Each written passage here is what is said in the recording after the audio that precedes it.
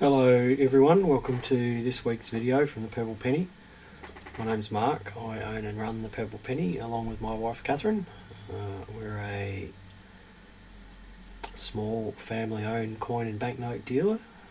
Most of what we do involves buying coins, banknotes and collectibles that come into the shop here. We buy people's collections and then we put it out for sale through the shop or through our website. We're also Royal Australia Mint authorised dealers, so we have small allocations of new release product from the Royal Australian Mint. There was a new release last Thursday. We've been doing this for over 5 years, been doing these videos for about the same time. We try and do these videos at this time every Monday. It's 12 o'clock Adelaide time, Adelaide being the capital of South Australia. If you're in Australia, I'm sure you know where that is. If you're not in Australia, Adelaide is in the middle at the bottom of Australia, and it's 12 o'clock here, which is lunchtime. So welcome everyone who is watching today. We'll just say a few hellos here. Hello Sam, Greg, Alicia, Gary, Charles, Ray, Peter and Bevan. Hello everyone, thanks for joining in. I guess we'll get started off with a wrap up of the new release from last Thursday. It was the annual Lunar release. The Royal Mint has released Lunar themed coins for 20 years or so, probably not quite that long, but for quite a while. And they've got a sort of standard suite of products that they release every year. And the ones that were released on Thursday for 2025, it was the year of the snake. Funnily enough, it's only about 6 months since they released this year's Lunar coins because they were running behind this year. The other release for Thursday was the Kangaroo series coins. Kangaroo series coins have been released since 1993. In terms of, I guess, enthusiasm with the release, not a lot. Certainly it's not the sort of release that brings new collectors into the hobby. It is a regular thing, and it tends to be people who collect the series that are interested in it. We had a little bit of stock up on our website and some stock available over the counter as well, and there's still a little bit of that left if you are here in Adelaide, and some of it is still up on our website too, so it is still available. Alicia's saying, are we open today? No, we're not open on Mondays and Tuesdays. We're open Wednesday, Thursday and Friday from 10 to 4 and Saturday from 9 until 1. You can get our address from our Google business listing and also our website. So how was the release? It was perfectly fine. It was a standard run-of-the-mill release with good quality products, and things sold fine, so we were pleased with how it went. Now, I have spoken a little about the Trevi Fountain in Rome before, just about the rigmarole that they go through cleaning coins out of it and how many coins go in there. So about 3,000 euros a day goes into the Trevi Fountain, the Trevi Fountain being the very famous fountain in Rome. 3,000 euros a day is about 4,500 Australian dollars a day.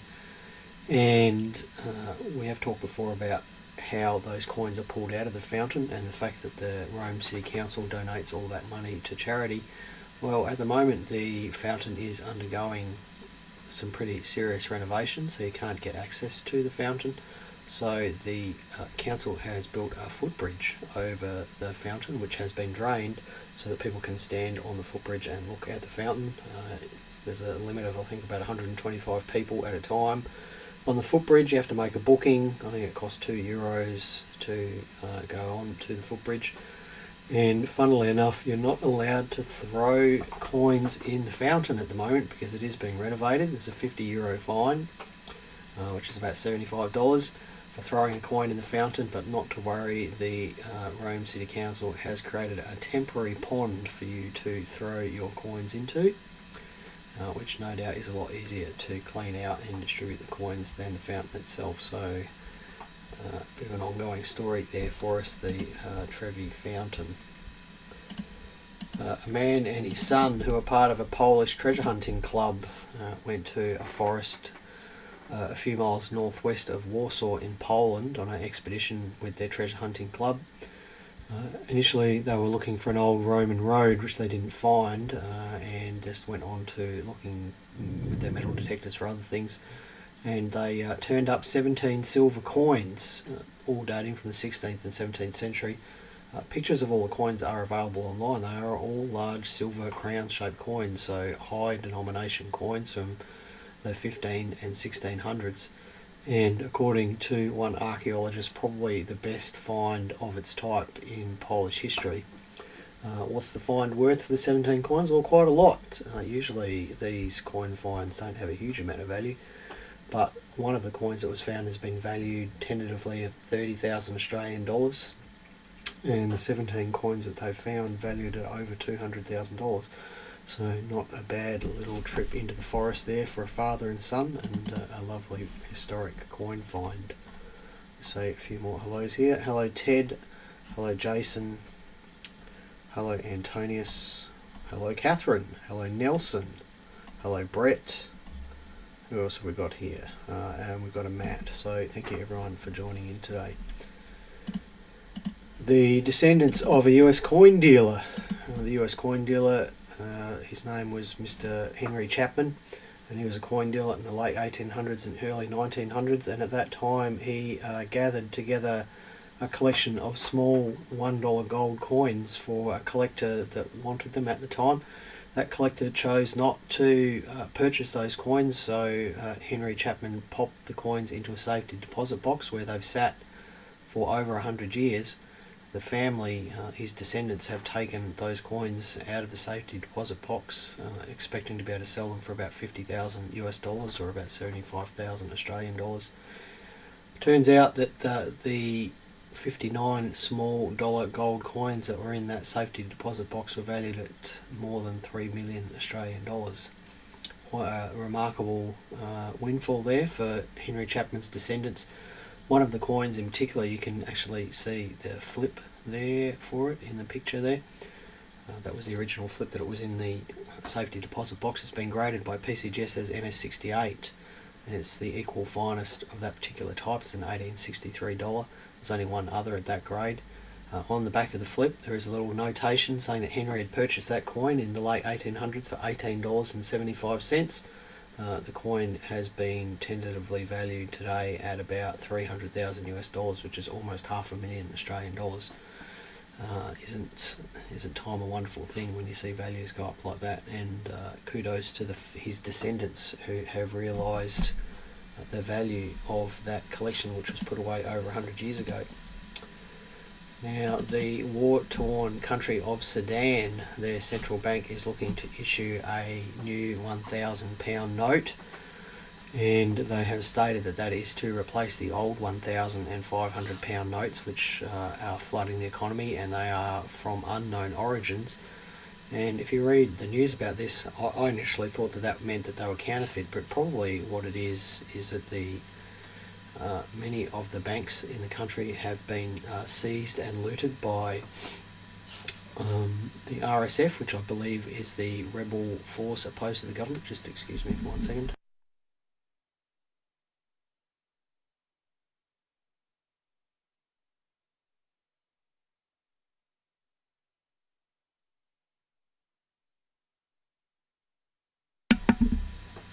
Sorry, just trying to sneeze there.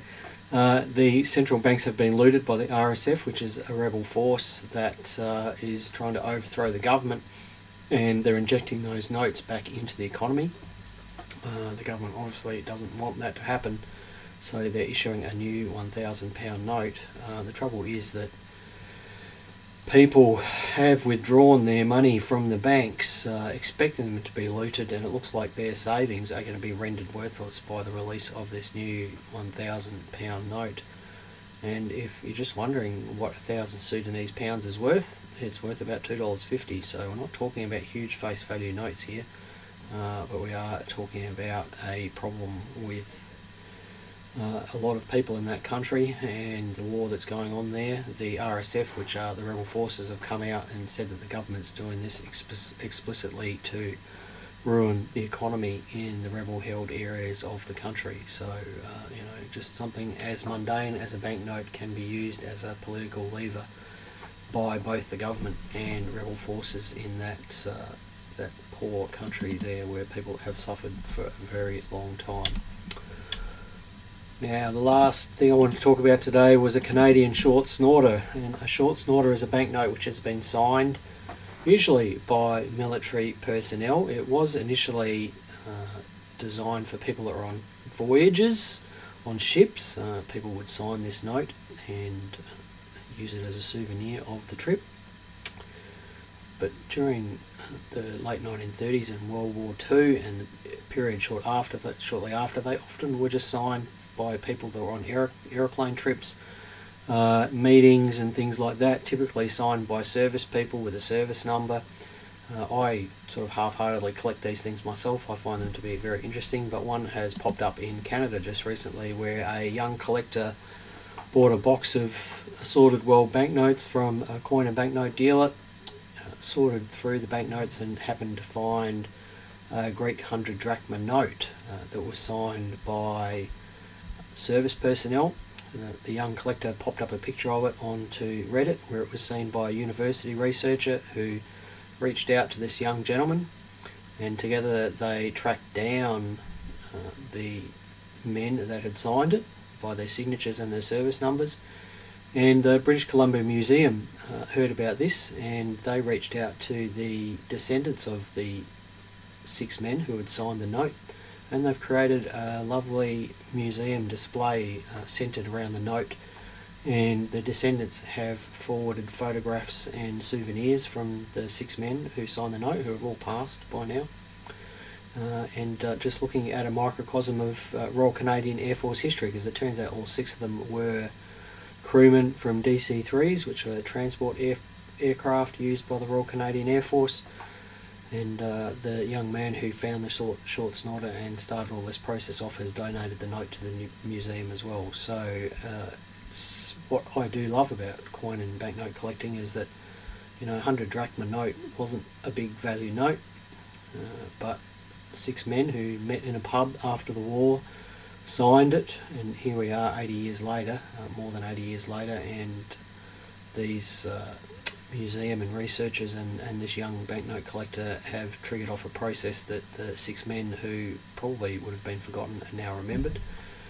And it's probably appropriate that I talk about that today, because of course today is November the 11th, which is Remembrance Day, when we should be thinking about the servicemen and women who have moved on, and remembering their service to our country and to other countries in times of war.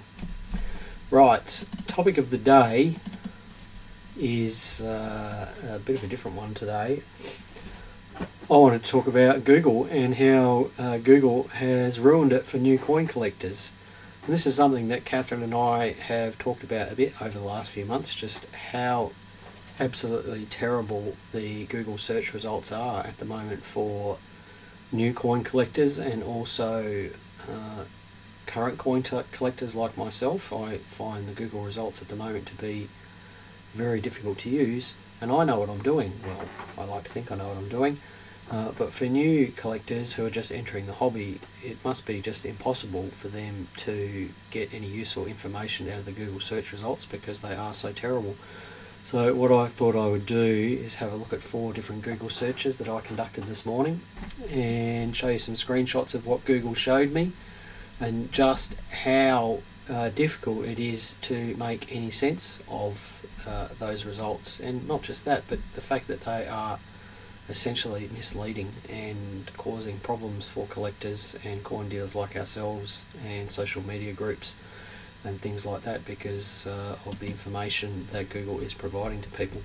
So the first search, and don't worry too much about not being able to read the text there, the first search I conducted was 1966 20 cent. And the reason why I conducted this search is that we get a lot of questions here in the shop about people wanting to sell 1966 20 cent pieces. And that's of course because there is the 1966 wavy 20 cent variety, which is valuable, but a normal 1966 20 cent is 100% not valuable. It is just worth 20 cents. So I conducted this search on a computer simply because the phone screenshots didn't work. I couldn't get them to work, but where possible I have tried to interpret the results on a mobile device as well. So you can see I've done that search there on Google, and I've laid out 2 full screens of information, and there's the size of my monitor up the top there. And the first screen comprises solely of ads, a link to the Perth Mint website about the wavy baseline 20 cent, and then search prompts which Google uses to try and engage people and stay on the Google search engine for longer. So that's the first page. Absolutely no useful information there about 1966 20 cent pieces at all, apart from a variety, which is fine for people like you and us who know a little bit about coins. But if you're a new collector, the information about the wavy baseline 20 cent is useless. It doesn't mean anything to you. Now the second page is all ads, apart from the very last line. The second page is entirely ads. It is all eBay ads, and with ridiculous prices on them. People on eBay trying to sell 20 cent pieces for ridiculous prices. And then right at the bottom of the very last page is a link to the Royal Australian Mint website explaining the mintages for 1966 20 cent pieces, which might actually be some useful information. If you're on your phone, you have to go all the way to the bottom of page 3 to see that data. All the way to the bottom of page 3. I don't know what the current statistics are, but it used to be that 80% of people never got past the first page of search results. So what are the chances that someone is going to go all the way to the bottom of page 3 to find something useful? My suggestion is almost zero. Almost no people will go that far. Next bit of information I did a search for is a 1967 Swan dollar. Now this was triggered by the recent ACR release of the 1967 Swan pattern tokens or medallions or dollars or whatever you want to call them, and it was simply because I was looking for our own website, which has a pretty useful page on the original 1967 releases. We've trolled all the sort of contemporary resources of the time and put all those on one web page, and I was looking for that web page so I could refer to it, and I couldn't find it. I couldn't find it in the Google results. And that's because it's on somewhere down page 3 of the results. So if we do a search for 1967 Swan dollar, the first genuinely useful page is down in position 20. The first 19 results are coin dealers. Now there's nothing wrong with coin dealers pages, obviously. I mean, coin dealers, we're coin dealers, we want people to look at our pages.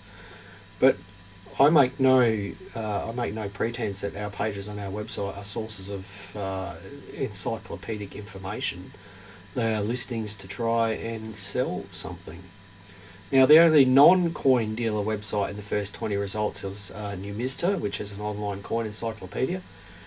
And the only bit of information on there that's actually useful is a paragraph of text that the person has lifted word for word from a 10-year-old copy of Greg McDonald's coin catalogue.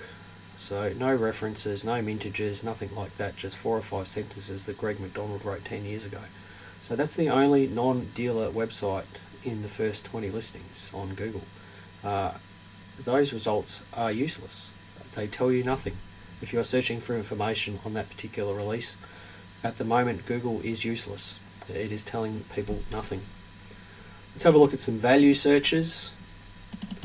The first one here is 1996 dollar coin value, the Parks dollar, and the reason why I'm searching this is that this is probably the most common question we get asked at the moment, is the value of the 1966 Parks dollar. And if you have a look at the Google results there, the entire first page of the results, is 100% misleading value information. The entire first page. So, you know, what does that mean? It means that we can't be upset with people when they come in here thinking that a 1996 Parks dollar has some value, because if you do a search on Google, Google tells you it is. The entire first page is listings from eBay and other marketplaces of grossly overpriced coins. How is that information? How is that useful? And the answer is it isn't. If you drill down further onto the second page, the first non-garbage value link I got was some obscure social media site, and if you actually click on that link and go and look at it, it's rubbish. There's no information there. And then we've got some coin dealer listings, and then finally we get down to the Royal Australian Mint's website right at the bottom of page 2 of the results, where they talk about mintages and things like that. And of course, if you look at the mintages, you realise that 20 million of the Parks dollars were minted and they're only worth $1. Unless they're uncirculated, in which case they might be worth a few dollars. So thanks Google for nothing with that one as well. And the last one I wanted to look at was the year 2000 50-cent coin value. Now, of course, in the year 2000 there were two 50-cent coin designs released. The Millennium 50-cent piece and the Royal Visit 50-cent piece. And of course, there was the Incuse Millennium, which is a variety which is worth something. So if you just do a search for 2000 50-cent coin value, again, the entire first page of the results is misleading coin value information. It's all just eBay listings and Google Marketplace listings. It is just rubbish. Just rubbish. On the second page of the results, the only mildly useful bit of information there is an information page on the Australian Coin Forum, and the rest of it is ads and coin dealers again. Where are the useful value listings for this coin? And the answer is Google doesn't have any. That's it. It just doesn't have any. So again, just useless. So what chance do new coin collectors have? And the answer is probably none. It's up to us as a coin dealer and you as the coin collecting community to try and help out new people as they're coming into the hobby and give them good information. So here's some tips about what to do with the Google results. Ignore eBay links and eBay ads. Ignore the Google shopping ads because the values that people are asking are rubbish. And just because someone asks something for a coin doesn't make it worth that. Ignore the dealer listings. I mean, I'm cutting off my nose to spite my face here, but if you're looking for information on coins, dealer listings are often not useful because they are just for sale links, for sale pages. Sometimes they have some useful information there, but most of the time they don't. Drill down past the first couple of pages of Google results. Look on page 2 or page 3 or even page 4 for proper information sites, such as the NGC Coin Price Guide, New Mista, the Australian Coin Collecting Blog. All coin values is okay, but just get past all of the commercial rubbish that Google seems to be so fixated on. Get off the computer and go and have a talk to some collectors or dealers and get a real idea of what things are out in the real world. Don't Google values because it doesn't help. If you are going to search for values, then only really look at sold results and on eBay and places like that, or sold results on online auctions. And if you do find an article that has talking about values and things like that, and it seems to have some useful value information, make sure you read the page properly. Make sure that it's not just talking about some obscure variety or some error or something like that. Make sure you understand that what they are talking about is what you have in your hand. Okay, so there's my tips for making the Google results useful. I'm pretty down on Google at the moment. It used to be useful, but from a coin collecting point of view, in the last few years it has just it's turned into a wasteland, and it causes Catherine and I problems every week with people getting upset here in the shop. We don't want to upset people. We don't want to tell people their coins are worth nothing, and I just wish that whoever's behind those search results would get their act in order and turn them into something useful. Right, let's have a look at some questions here. Sorry, just scrolling down. Hello, Patrick. Matt says he found a 1/10 gold coin for $375 last week through Google, through Etsy. Well, that's a good find.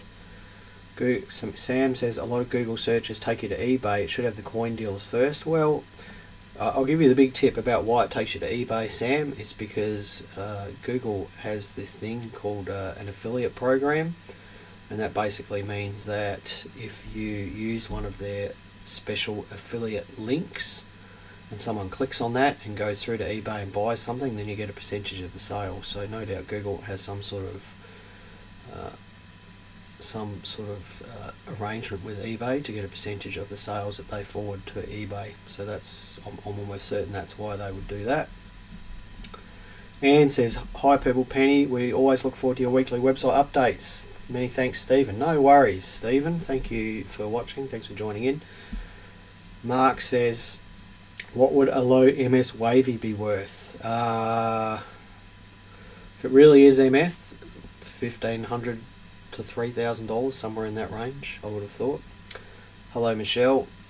Ted says, Numista is good for tracking down mintages. Now, I find Numista to be quite useful because often the descriptions of the coins is much more complete than the NGC World Coin Price Guide. It also often breaks down the varieties a lot better than what the NGC guide does.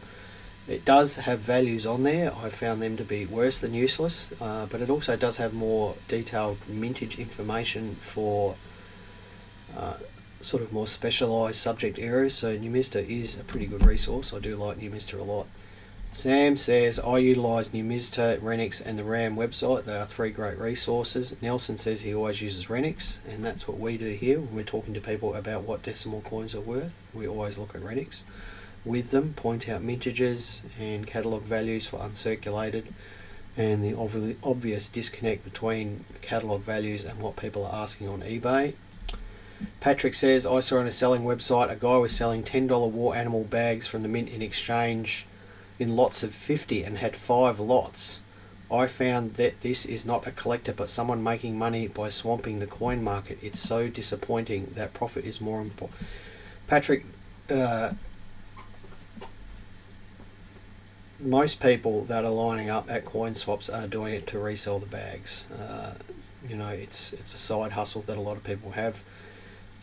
A lot of people like to pretend that's not what they're doing, but it certainly is what they're doing. I mean, we're a coin dealer, we buy and sell things for a profit, and I don't see anything inherently wrong with people at the coin swaps doing it either. What I don't like is those same people perhaps trying to pretend that somehow they're on the moral high ground and that coin dealers like us aren't. You know, if you're buying and selling things for a profit, well, so be it. But don't come complaining to us when you get hit up for GST and income tax, because it is a business. You're running a business. Sam says, I always try and tell people to invest in a Renix book. If in doubt about a mintage, go to the RAM website or even contact them. Yep, great advice. Hello, Peter. Hello, Nelson. Catherine says, but I have a 1971 Newpence. That's a running joke there. We had a phone call on Saturday, and Catherine took the phone call, and she made me guess what the phone call was about. I think it took me 3 guesses to work out it was a 1971 Newpence.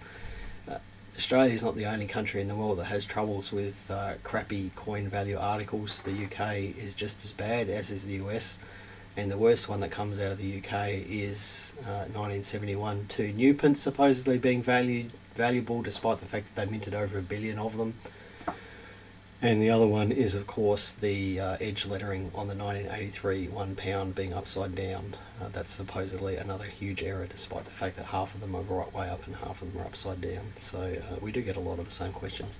Right, if you are helping someone who's a new collector, or you're on coin groups and there are new collectors posting questions there, please help them out and, you know, steer them away from using Google to gather information. Give them links to useful online resources like the RAM website or Numista, or a purchase link for a Renix catalogue. Explain to them how sold results on eBay work, and, you know, if we can give people the right information from the get-go, then they're more likely to become long-term collectors, which is what we all want. We want a long-term, viable, self-sustaining hobby, and Google feeding them rubbish information from the get-go is not conducive to that. Right, that's it for this week. Thank you everyone for watching. Happy collecting. Remember to smile, it's supposed to be fun. And I hope everyone stays safe and happy this week. And we'll be back sometime next week. Bye for now.